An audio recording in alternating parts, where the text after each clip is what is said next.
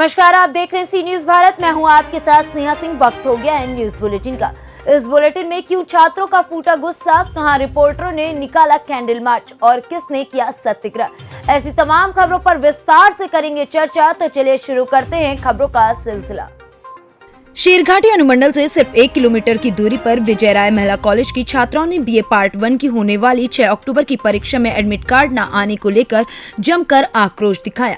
बता दें कि खास बात यह है कि विजय राय महिला कॉलेज के प्रबंधक और प्रिंसिपल के द्वारा छात्रों के भविष्य के साथ खिलवाड़ किया जा रहा है। वहीं कल होने वाली परीक्षा को एडमिट कार्ड लेने के लिए जब छात्राएं कॉलेज पहुंची तो वहां से कॉलेज प्रबंधक और कॉलेज के प्रिंसिपल प्रोफेसर रफू चक्कर हो गए। इसे देखकर छात्राओं में गुस्सा फूट पड़ा। छात्राओं ने कॉलेज परिसर में जमकर हंगामा करना शुरू कर दिया। बता दें कि ये समस्या पहली बार नहीं हुई है, ये समस्या यहाँ पर पहले भी घटित हो चुकी है। आखिर बच्चों के भविष्य के साथ कॉलेज प्रबंधक खिलवाड़ क्यों कर रहा है, ये अपने आप में एक बड़ा सवाल है। 18 में जब ये कॉलेज का मान्यता रद्द हुआ तो हम लोग का एडमिशन दूसरा कॉलेज में कॉलेज का मान्यता कब रद्द हुआ? 2018 में, 19 में रद्द हुआ है। अच्छा। तो हम लोग 2018 में एडमिशन लिए हैं। 2019 तब से हम लोग को बहला है कि इस बार होगा एग्जाम, इस बार होगा। और जब उस डेट पे आते हैं इस बात को कौन कहते हैं? मुकेश सर कौन है? प्रधानाध्यापक के बेटा है, वही चला रहे हैं कॉलेज। अच्छा, कौन विश्वविद्यालय है? महाविद्यालय कौन सा? राय महिला कॉलेज सरघाटी। अच्छा, तो आप लोग बोल रहे हैं कि लगातार 3 वर्षों से हम सर हम लोग की लाइफ के साथ खिलवाड़ी मत कीजिए। तो अच्छा ठीक है, 5 को 6 कल 6 से एग्जाम स्टार्ट है तो हम लोग को बुलाया है कि 5 को आना, एडमिट कार्ड मिल जाए। अगले वर्ष भी आप लोग के साथ ये करना अगले बार भी यही हाल हुआ था। आश्वासन दिया गया था ना अगले वर्ष? हाँ, आश्वासन दिया गया था, FIR दर्ज भी किए थे। तो उन लोग से फिर कोई हम लोग नहीं है और कॉलेज में कोई भी टीचर नहीं है। जब उन लोग से नहीं आ रहा है तो उन लोग का गुस्सा। गया से सी न्यूज संवाददाता अशोक की रिपोर्ट। उत्तर प्रदेश के लखीमपुर में रविवार को हिंसा में एक पत्रकार की मौत हो गई। बता दें कि पत्रकार साधना न्यूज चैनल का तहसील रिपोर्टर था। वहीं मृतक रमन कश्यप की आयु मात्र 35 वर्ष बताई जा रही है, जिसको लेकर हापुड़ के नगर पालिका में पत्रकारों ने एकत्रित होकर कैंडल मार्च निकाला, जिसके बाद शहीद स्थल पर एकत्रित होकर 2 मिनट का मौन धारण किया। बता दें कि तेज रफ्तार गाड़ी ने रविवार को कुछ किसानों को रौंद दिया था, जिसमें एक पत्रकार के मौत की भी खबर सामने आई थी। जानकारी के लिए आपको बता दें कि इस मामले में मंत्री के बेटे सहित 14 लोगों के खिलाफ हत्या, आपराधिक साजिश सहित कई धाराओं में FIR भी दर्ज की गई है। देश के विभिन्न किसान संगठनों व भारतीय जनता पार्टी के कार्यकर्ताओं के बीच लखीमपुर में जो उपद्रव हुआ और उस उपद्रव में हमारा एक साथी पत्रकार रमन कश्यप शहीद हुआ। हम सरकार से भी मांग करते हैं और किसान संगठन और भारतीय जनता पार्टी के कार्यकर्ताओं से भी कहते हैं कि इसकी एक अलग से जांच हो और उसमें जो भी पक्ष दोषी हो, चाहे वो किसान संगठन से हो चाहे वो भाजपा से हो, उसको दंडित किया जाए। और जितना मुआवजा सरकार ने देने के लिए कहा है, कम से कम ये सोचे कि उपद्रव करने वाले जो लोग हैं उनके बराबर तोल दिया गया। एक पत्रकार को उसको कम से कम 1 करोड़ रुपये मिलना चाहिए। लगातार पत्रकारों के साथ ऐसी घटनाएं आए दिन होती रहती हैं। क्या पत्रकारों के लिए कोई कानून बनना चाहिए? कोई उनके सुरक्षा के लिए ऐसा कानून बनना चाहिए कि आने वाले समय में पत्रकारों के परिवार को विलाप ना करना पड़े? पत्रकारों की सुरक्षा के लिए हमेशा से ही आवाज़ें उठती रही हैं, लेकिन ये बड़ी शर्मनाक बात है कि प्रदेश में विभिन्न सरकारें जो है राज करती रही हैं, लेकिन किसी ने भी आज तक कोई कानून बनाने की पहल नहीं की, जिसका परिणाम हम पत्रकार लोगों को भुगतना पड़ता रहा। हम फिर एक बार मांग करते हैं कि सरकार इस बारे में विचार करे और पत्रकारों की सुरक्षा के लिए एक कानून बनाए। मैडम, अभी एक कैंडल मार्च निकाला गया है, किस लिए निकाला गया है? लखीमपुर की खीरी में जो पत्रकार के साथ इतना अभद्र व्यवहार हुआ, उसके साथ मारपीट की गई और उसको मारपीट के दौरान उसकी हत्या कर दी गई। उसके कैंडल मार्च निकाला हमने और हम आगे ये भी कहते हैं कि पत्रकारों के लिए एक सख्त कानून बनना चाहिए कि उनके साथ ऐसा अभद्र व्यवहार ना हो। हापुड़ से सी न्यूज संवाददाता रुस्तम की रिपोर्ट। छत्तीसगढ़ के वरिष्ठ एवं पथलगांव के विधायक राम पुकार ने पथलगांव शहर की सड़क को डमरीकरण करने की जगह सीसी सड़क निर्माण कराने के लिए सड़क राज्य मंत्री नितिन गडकरी और प्रधानमंत्री नरेंद्र मोदी को पत्र लिखकर शहर की सड़कों को सीमेंट कंक्रीट सड़क बनाए जाने का निवेदन किया। विधायक ने कहा कि डामरीकरण होने से बरसात में पूरी सड़क बर्बाद हो जाती है। आपको बता दें कि पथलगांव नगर नेशनल हाईवे के अंतर्गत आता है, जिसे मरम्मत के लिए 3 करोड़ रुपए का बजट पास हुआ है। एनएच द्वारा प्रतिवर्ष इस सड़क को बनवाने के लिए लाखों रुपए बहा दिए जाते हैं। अभी जैसा कि हम आप सभी को मालूम है कि पथलगांव नगरीय क्षेत्र में सड़कों की स्थिति जर्जर है और वैसे तो ग्रामीण क्षेत्रों में भी सड़कों की स्थिति बरसात के बाद से ठीक होने की संभावना है। जो अभी कम से कम 12-17 सड़कों के निर्माण के कार्य शासन ने स्वीकृत किया है, लेकिन पथलगांव नगरीय क्षेत्र का जो सड़क है, मध्य मार्ग जो गुजरता है, ये एनएच के अंतर्गत है। अभी जैसा जन भावना है, हमारे यहाँ के लोगों की ऐसी भावना रही है और ये जानकारी भी आया है कि इस रोड को जो एनएच 43 के अंतर्गत आता है, क्योंकि सड़क परिवर्तन हो गया है, बाईपास रोड बन गया है, कदम घाट से लेकर के पुराने तालाब तक अलग बनेगा।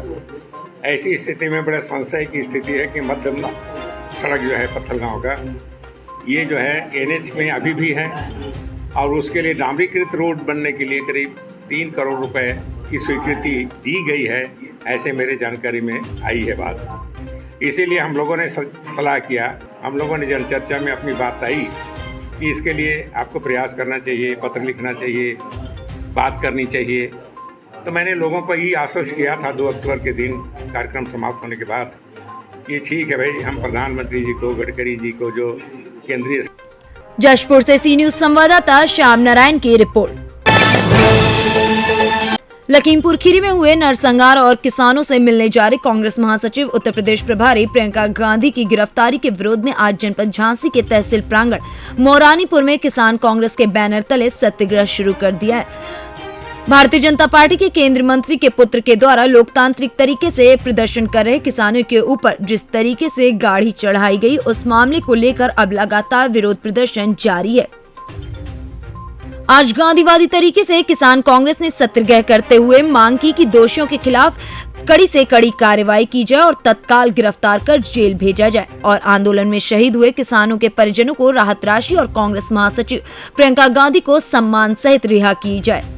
लोकतांत्रिक देश में हमारे संविधान में ये अधिकार है कि हमको अपनी मांगों को लेकर प्रदर्शन करने का अधिकार है और वहीं पर लखीमपुर खीरी में किसान अपनी मांगों को लेकर प्रदर्शन कर रहे थे। वहीं दूसरी ओर भाजपा के केंद्रीय मंत्री के पुत्र ने परसों यानी निर्दोष किसानों पर जो अपनी प्रदर्शन कर मांग कर रहे थे, उनके ऊपर गाड़ियां चढ़ा दी, जिससे हमारे लगभग 10 किसान शहीद हो गए। तो उसी संदर्भ में जब हमारी नेता जा रही थी उनसे मिलने, संवेदना प्रकट करने, तो तानाशाह सरकार, योगी सरकार ने उनको अरेस्ट कर लिया और अभी अस्थायी जेल में रखे हैं। तो हमारी ये मांग है कि दोषियों को तत्काल पकड़कर जेल भेजा जाए और उनके साथ कठोरात्मक दंडात्मक कार्रवाई करते हुए उनको सजा मिले और हमारी नेता आदरणीय प्रियंका जी को तत्काल सरकार रिहा करे, क्योंकि इस लोकतंत्र में हमको अधिकार है आंदोलन, धरना, प्रदर्शन का और आज इसी मांगों को लेकर प्रियंका जी को तत्काल रिहा किया जाए। झांसी से ब्यूरो रिपोर्ट।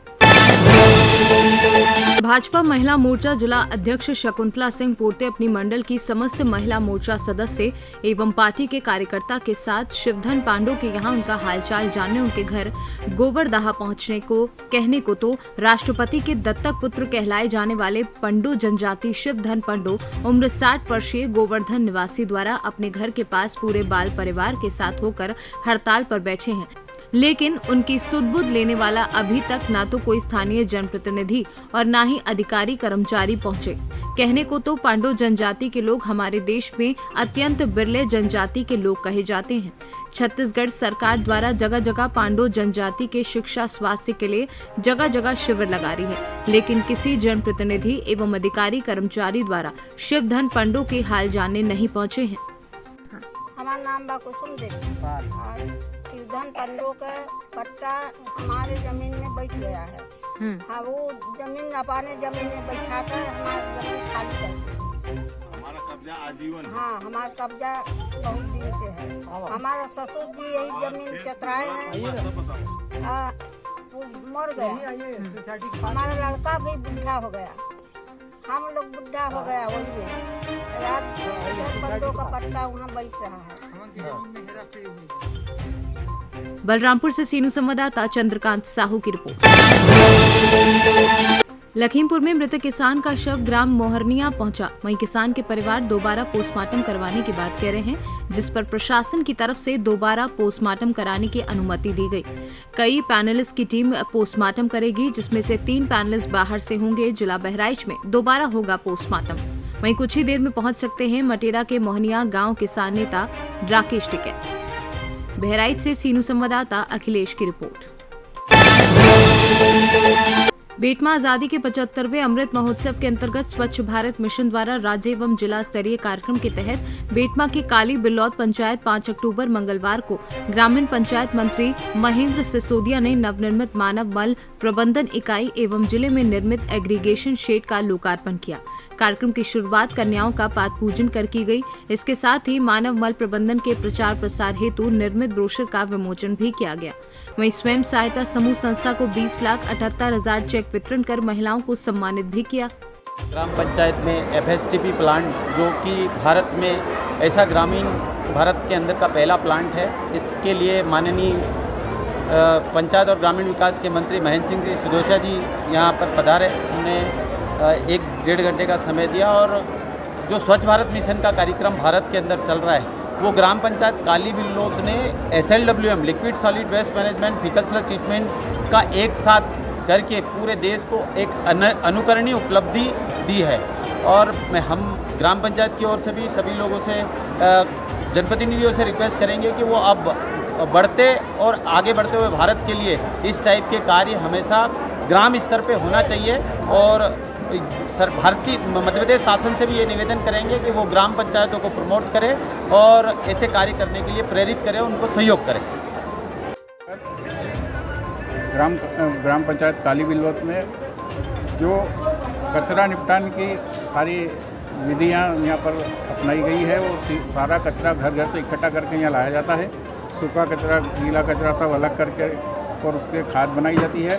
और वैसा ही जो मनुष्य मल है उसको भी यहाँ ला करके उसकी भी खाद बनाने की विधि भी यहाँ पर एक स्वसहायता एक NGO जिसको बोलते हैं, NGO के द्वारा वो यहाँ पर स्थापित की गई है। उसमें जितना भी मल होता है वो सूखा मल जो होता है उसका खाद बन जाता है, और गीला जो पानी होता है उसको भी साफ करके और खेती के काम में आ जाता है। ये देश का प्रथम ऐसा प्लांट है जो काली बिल्लौद में बना है।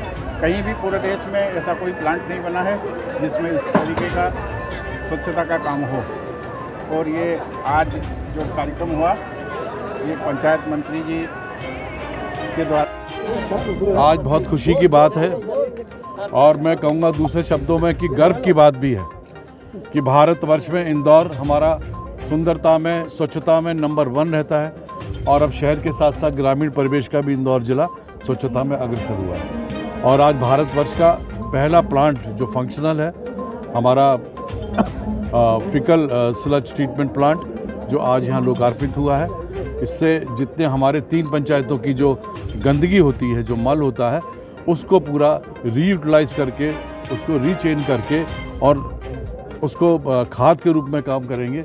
और दूसरा जो हमारा पानी है उसको स्वच्छ में रखेंगे, जिससे कि वो सूर्य की किरणों से उसको ठीक किया जा सके और वो पानी जो है हमारी खेती किसानी के लिए काम आए।